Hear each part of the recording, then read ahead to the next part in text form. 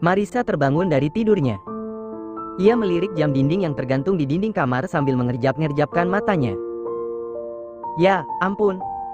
Sudah siang, gumamnya. Ia menoleh ke arah lelaki yang sedang tidur di sampingnya. Wajah tampan itu terlihat tenang. Padahal Marisa yakin, Marcelo pusing 7 keliling menahan sang King Cobra yang ingin masuk sarang tadi malam. Perlahan, ia menyingkirkan tangan Marcelo yang masih melingkar di perutnya. Setelah berhasil menyingkirkan tangan besar itu, ia pun segera menuju kamar mandi dan berniat ingin melakukan ritual mandinya. Ketika memasuki kamar mandi, Marisa sempat terdiam sambil menatap bayangannya di cermin. Ia tersenyum ketika membayangkan dirinya dengan perut membuncit. Aku pasti terlihat lucu saat perut ini mulai membesar, jalanku pasti seperti ini nantinya, gumam Marisa sembari mencontohkan gaya jalan wanita hamil pada umumnya, di depan cermin. Marisa terkekeh pelan kemudian mengelus perut ratanya dengan lembut.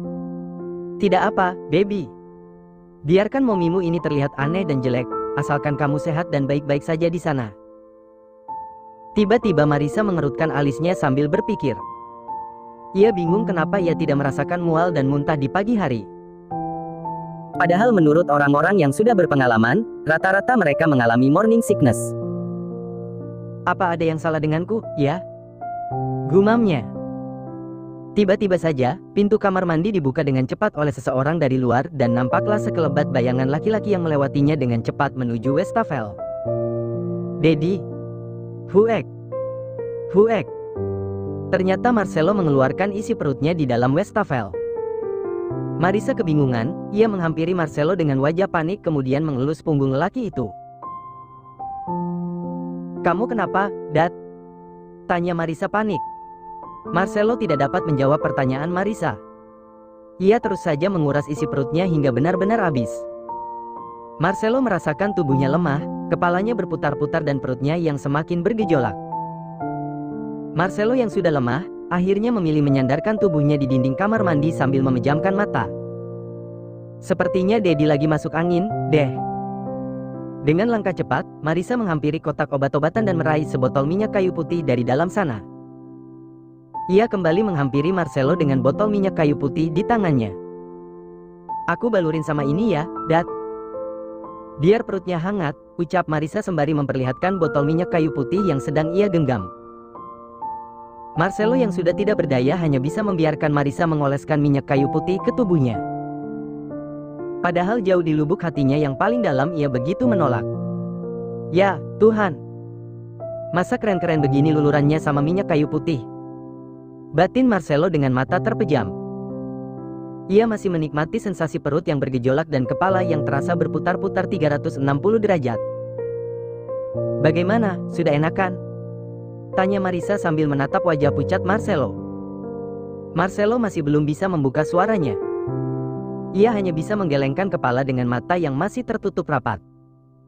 Marisa cemas melihat keadaan Marcelo yang lemas dengan wajah memucat. Beberapa kali Marisa mengecek suhu tubuh lelaki itu, tetapi sepertinya tubuh Marcelo memang agak lebih hangat dari suhu normal. Sebentar ya, Dad. Aku panggil ibu dulu. Marisa panik, ia berjalan cepat mencari keberadaan ibunya. Ternyata saat itu Bu Dian sedang berbincang bersama Yo, si wajah dingin. Ah, kebetulan sekali. Gumamnya sembari menghampiri kedua orang itu. Om Yo, tolong. Aku tidak tahu apa yang terjadi pada Tuan Marcelo, tetapi sekarang keadaannya benar-benar sedang tidak baik, seru Marisa dengan wajah panik. Mendengar ucapan Marisa, sontak saja kedua orang itu terkejut. Ada apa dengan Tuan Marcelo? Tanya Yo dengan wajah cemas menatap Marisa. Entahlah, tadinya dia muntah terus dan sekarang kondisinya begitu lemah, jawab Marisa. Tanpa pikir panjang, Yo segera berlari menuju kamar Big Boss-nya tersebut. Sedangkan Dian dan Marisa mengikutinya dari belakang. Sebenarnya ada apa, Marisa? Tanya Dian. Marisa tidak tahu, Bu. Tiba-tiba saja Tuan Marcelo masuk ke dalam kamar mandi kemudian muntah di sana hingga ia benar-benar lemah tak berdaya, jawab Marisa sambil melangkahkan kakinya dengan cepat. Setibanya di dalam kamar, Marisa segera memberitahu Yo bahwa suaminya sedang berada di dalam kamar mandi. Yo pun bergegas menuju kamar mandi dan ternyata benar, lelaki itu tengah bersandar di dinding kamar mandi dengan mata terpejam dan dalam kondisi yang memprihatinkan. Tuan. Tuan Marcelo, apa yang terjadi pada Anda, Tuan? Tanya Yo panik. Yo, Lirih Marcelo. Mari, Tuan. Sebaiknya Anda beristirahat di kamar Anda. Dengan sekuat tenaga Yo membantu Marcelo yang sudah tidak berdaya berjalan menuju kamarnya. Tubuh Marcelo yang besar dan berotot tidak memungkinkan Marisa membantunya berjalan. Apalagi dengan kondisinya yang sedang hamil muda. Itulah sebabnya ia keluar dan mencari pertolongan. Setibanya di kamar, Yo membantu lelaki itu berbaring di atas tempat tidur mewahnya. Sebaiknya saya panggil dokter, ucap Yo. Ya, Om. Panggil saja, aku pun takut terjadi sesuatu pada suamiku, jawab Marisa sembari menghampiri Marcelo dan duduk di samping tubuh lelaki itu. Sementara Yo memanggil dokter, Marisa dan Dian menemani Marcelo di ruangan itu. Memangnya Tuan Marcelo makan apa tadi malam? Tanya Dian sembari duduk di kursi kecil yang biasa digunakan oleh Marisa untuk bersolek. Entahlah. Waktu makan malam, menunya masih sama seperti yang Marisa makan, jawab Marisa sambil mengelus puncak kepala Marcelo dengan lembut. Dat, minum dulu obatnya. Marisa menyerahkan obat yang baru saja diberikan oleh dokter kepada Marcelo. Dengan mata yang masih terpejam, Marcelo menelan semua obat yang diserahkan oleh Marisa kemudian kembali bersandar di sandaran tempat tidurnya. Apakah kamu sangat membenci Dedi, nak? Hingga kamu ajab Dedi seperti ini, ucap Marcelo dengan suara yang terdengar sangat lemah. Tenang saja, Dat. Kata dokter ini tidak akan lama, jadi sabar ya, ucap Marisa sambil terkekeh pelan setelah mendengar kata-kata yang keluar dari mulut lelaki itu. Bukan hanya Marisa yang merasa lucu mendengar ocehan Marcelo, Dian dan Yo pun ikut terkekeh tetapi tak ada yang berani mengeluarkan suara. Hanya bahu mereka yang terlihat bergetar dan bergerak turun naik. Sementara Marcelo sedang menggantikan posisi Marisa mengalami morning sickness, Tuan Riyad Abraham sedang berusaha keras menahan emosinya. Dengan langkah tergesa-gesa, Riyad berjalan menyusuri ruangan demi ruangan yang ada di bangunan mewah itu. Hingga akhirnya ia menemukan sang istri sedang duduk bersantai bersama putra sematawayang mereka, Zaid Hanif. Riyad menghampiri wanita itu dan kini berdiri tepat di hadapannya. Bisakah kita bicara empat mata, Ismika? Ada sesuatu yang penting, yang harus kita bicarakan sekarang juga, tegas Riyad. Ismika dan Zaid saling bertatap mata. Mereka bertanya-tanya sebenarnya apa yang ingin dibicarakan oleh lelaki itu. Kenapa tidak bicarakan di sini saja? Tanya Ismika sembari membalas tatapan tajam lelaki itu. Ini masalah kita, Ismika. Zaid tidak perlu tahu, jawabnya singkat. Riyad melangkahkan kakinya meninggalkan tempat itu dan kini tinggal Ismika dan Zaid yang kembali saling bertatap. ada masalah apa lagi sih, Ma? Perasaan masalah kalian itu tidak ada habisnya sejak zaman dulu, tanya Zaid dengan wajah malas. Ismika menghembuskan napas kasar kemudian bangkit dari tempat duduknya. Papamu lah yang suka cari gara-gara, Zaid, kesalnya sambil melenggang pergi. Ismika berjalan mengikuti langkah Riyad dari kejauhan.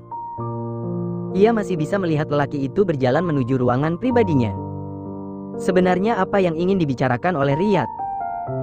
Kenapa perasaanku sangat tidak enak, gumam Ismika. Hingga akhirnya ia tiba di depan ruangan itu. Di mana Riyad sudah menunggunya di depan pintu dan mempersilakan Ismika masuk. Masuklah, titahnya. Setelah Ismika masuk ke dalam ruangan itu, Riyad pun bergegas menutup pintu dan menguncinya. Ismika sontak terkejut dan menoleh ketika ia mendengar suara pintu yang terkunci. Ia menatap Riyad yang kini memasang wajah kesal dan lelaki itu tiba-tiba melengos di depan wajahnya kemudian duduk di sofa yang ada di sana. Apa yang ingin kamu bicarakan, Riyad? Aku tidak ingin berdebat lagi denganmu. Aku sudah lelah, ucap Ismika yang berdiri tak jauh dari sofa, di mana Riyad duduk dengan gaya santainya. Riyad menyeringai sambil membalas tatapan Ismika. Ternyata dugaanku selama ini benar, Ismika. Ternyata kamu adalah dalang atas menghilangnya Dian selama ini. Ismika menghembuskan napas berat. Ia sudah menduga bahwa Riyad memang akan membahas tentang wanita itu lagi. Ia memutarkan bola matanya kemudian memasang wajah malas. Ya Tuhan, Riyad. Bukankah sudah ribuan kali aku katakan, bahwa wanita itu pergi dari rumah ini atas kemauan dirinya sendiri dan bukan atas paksaan, apalagi seperti yang kamu tuduhkan kepadaku. Kesalnya. Sudah cukup, Ismika. Akui saja, aku sudah tahu semuanya. Riyad bangkit kemudian menghampiri Ismika. Apa? Apa yang sudah kamu ketahui? Tuduhan apa lagi yang akan kamu lontarkan kepadaku? Katakan, Riyad. Tantang Ismika dengan sorot mata tajam menatap lelaki itu. Riyad mencengkeram tangan Ismika dengan erat. Apa kamu tahu, Ismika? Dian masih hidup, begitu pula anak kami. Sekarang ia sudah dewasa, hanya selisih 2 tahun antara dia dan Zaid. Mata Ismika membulat sempurna. Ia benar-benar shock mendengar penuturan Riyad saat itu. Bagaimana bisa? Bukankah mereka sudah berhasil menyingkirkan Dian pada malam itu? Atau mereka hanya menipuku selama ini, batin Ismika. Kenapa diam, Ismika? Kamu pasti bertanya-tanya dari mana aku mengetahui semua itu, kan? Ucapan Riyad saat itu memang pelan, tetapi terdengar begitu tegas. Wajahnya yang sudah memerah, pertanda lelaki itu tidak sedang bermain-main pada Ismika. Riyad tersenyum sinis kemudian kembali melanjutkan ucapannya. Aku sudah bertemu Dian dan anak kami, Ismika. Dan Dian sudah menceritakan semuanya tentang kejadian malam itu, di mana kamu dan orang-orang suruhanmu berusaha menyingkirkan dia dan bayi dalam kandungannya. Bohong! Teriak Ismika yang tidak mau kalah. Tubuh Ismika bergetar hebat dan buliran bening itu pun meleleh dari kedua sudut matanya. Dia bohong dan kamu percaya begitu saja dengan ucapan wanita itu? Kamu benar-benar bodoh, Riyad. Aku sudah menemanimu selama 22 tahun sedangkan wanita itu baru beberapa jam bertemu denganmu dan kamu sudah percaya dengan ucapannya, keterlaluan. Lanjut Ismika sambil terisak. Kamu bisa saja mengelak untuk sekarang, Ismika. Tetapi, begitu kedua lelaki itu tertangkap, maka kamu pun akan ikut bersama mereka. Kamu. Ismika tidak mampu melanjutkan kata-katanya. Ia benar-benar ketakutan. Ia tidak menyangka, rahasia besar yang selama 19 tahun ini ia tutupi dengan begitu rapih, ternyata berhasil terbongkar. Ismika menangis terseduh-seduh di ruangan pribadi Riyad sendirian, setelah Riyad pergi meninggalkannya. Aku harus cari tahu di mana keberadaan wanita sialan itu. Dan kedua lelaki penipu itu, awas saja kamu. Gumamnya dengan seharian air mata. Ceklek. Pintu ruangan itu kembali terbuka. Seseorang membukanya dari luar dan Ismika pun segera menoleh ke arah pintu. Seorang laki-laki muda dan tampan, memasuki ruangan itu dengan wajah heran. Zaid bingung ketika menyaksikan ibunya menangis histeris di dalam ruangan itu sendirian. Ia menghampiri Ismika kemudian duduk di sampingnya sembari mencoba menenangkan wanita itu. Mama kenapa? Apa papa bersikap kasar lagi sama mama? Tanya Zaid. Seperti itulah papamu, Zaid. Zaid, ada yang ingin mama bicarakan kepadamu dan ini tentang masa lalu papamu, ucap Ismika sambil menyeka air matanya yang masih mengalir di antara kedua sudut matanya. Katakanlah, Ma. Zaid, dulu kami menyewa jasa seorang babysitter untuk membantu kami merawatmu. Namun, siapa sangka ternyata papamu berselingkuh dengan gadis itu dan mengakibatkan gadis itu hamil. Papamu meminta izin untuk menikahi wanita itu, tetapi apakah salah jika mama menolaknya, Zaid? Sejak saat itu, papamu berubah. Ia bukan lagi Riyad yang dulu. Ia selalu mencari-cari kesalahan mama untuk menutupi kesalahannya. Tangis Ismika kembali pecah. Ia sesenggukan di dalam pelukan Zaid yang kini wajahnya memerah karena menahan amarahnya.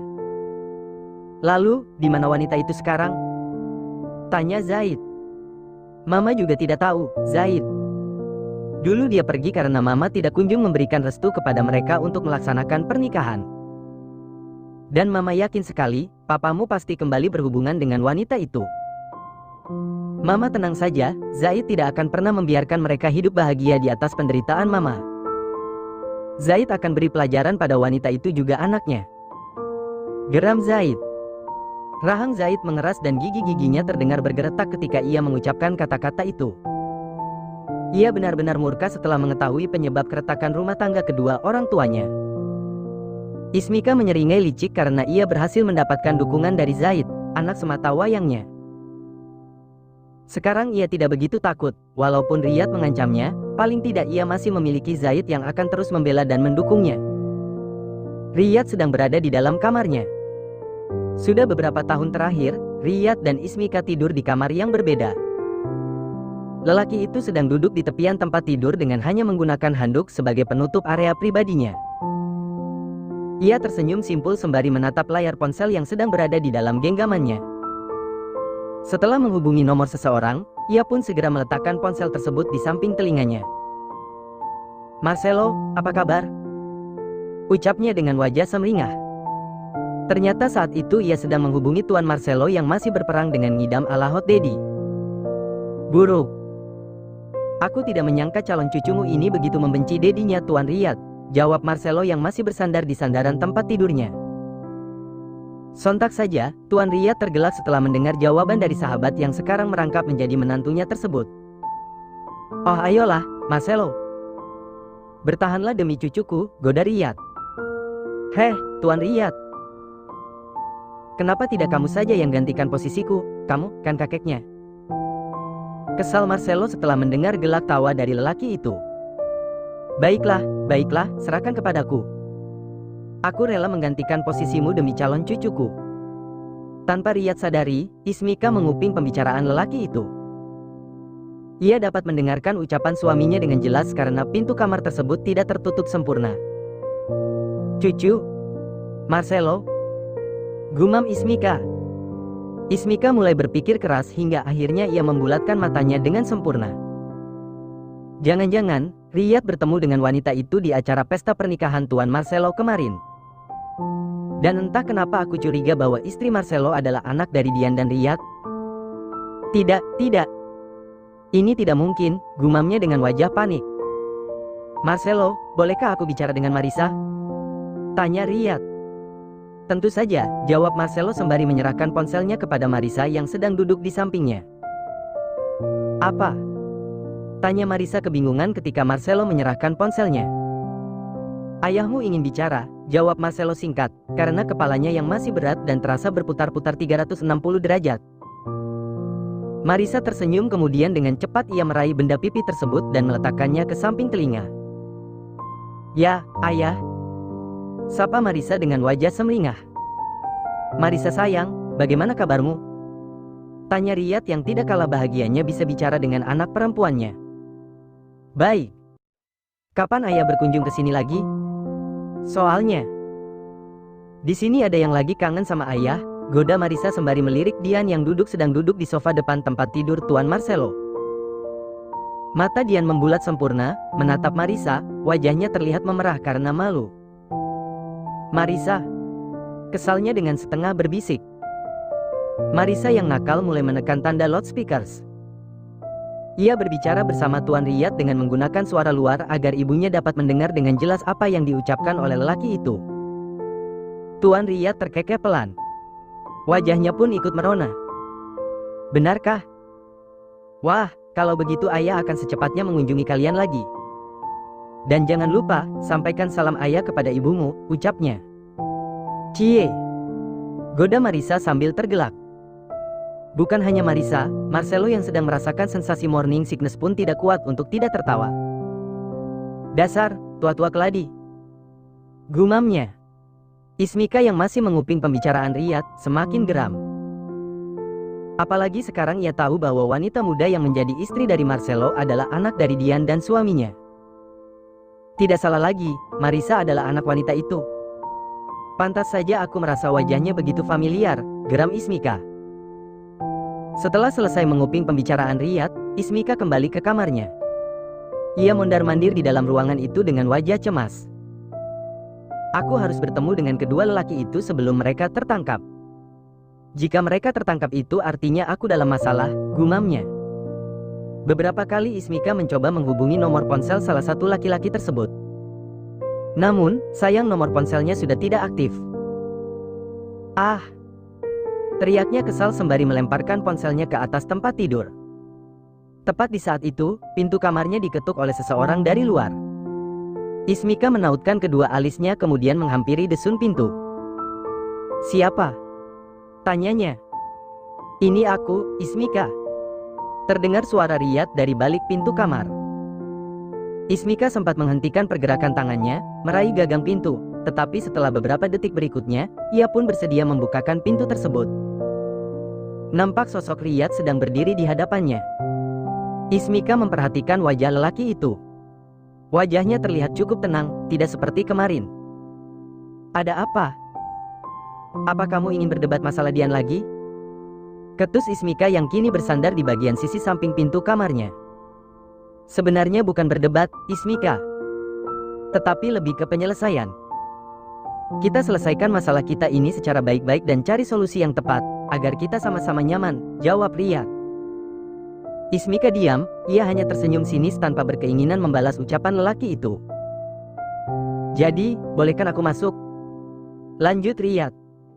Ismika pun membukakan pintu kamarnya lebih lebar dan membiarkan lelaki itu masuk ke dalam kamarnya. Terima kasih, ucap Riyad. Lelaki itu masuk ke dalam kamarnya kemudian duduk di tepian tempat tidur Ismika. Duduklah.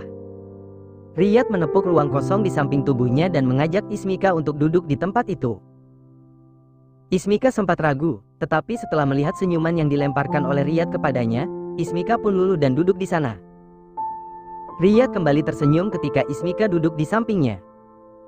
Ia meraih tangan wanita itu kemudian menggenggamnya dengan erat.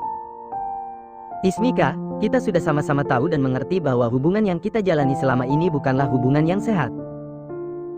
Keretakan rumah tangga kita sudah dimulai bahkan sebelum kejadian naas itu terjadi.